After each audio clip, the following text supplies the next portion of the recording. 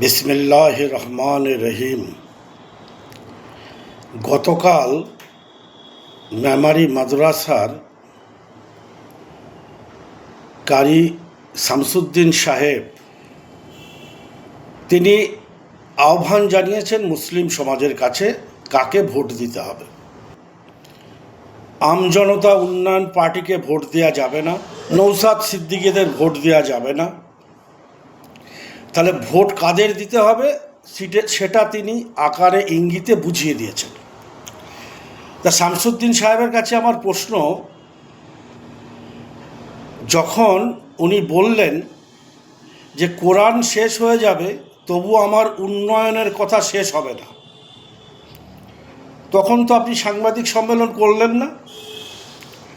যখন ওয়াকফ সম্পত্তিকে এক নাম্বার খতিয়ানে নিয়ে গেল এই মমতা ব্যানার্জি এবং তৃণমূল সরকার, তো তখন তো আপনি সাংবাদিক সম্মেলন করলেন না।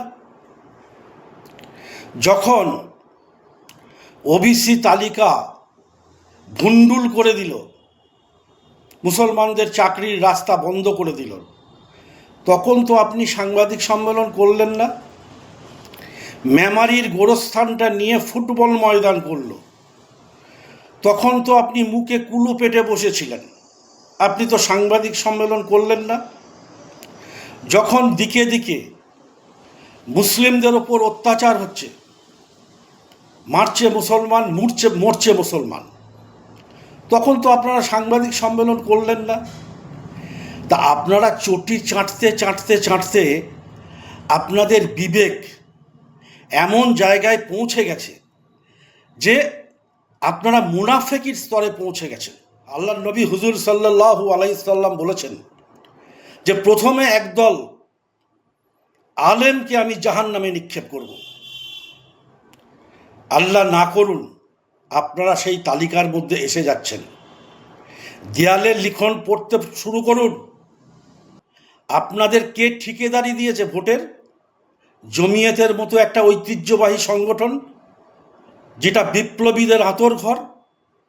হাজার হাজার আলেম তারা জান কুরবানি দিয়ে ভারতবর্ষকে স্বাধীন করেছে, আর সেই জমিয়তের নাম করে আপনারা নিজেদের মধ্যে দলাদলি করে আপনারা মুসলিমদের ঠিকে নিয়ে বসে আছেন।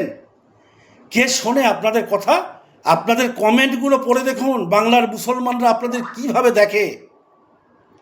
আপনাদের মতো এই রকম যারা ধর্ম ব্যবসায়ী আছে, আপনাদের মতো এই সব আলেমের নামে যেসব জালিম আছে, এদের হিসাব বাংলার মুসলমানরা নেবে।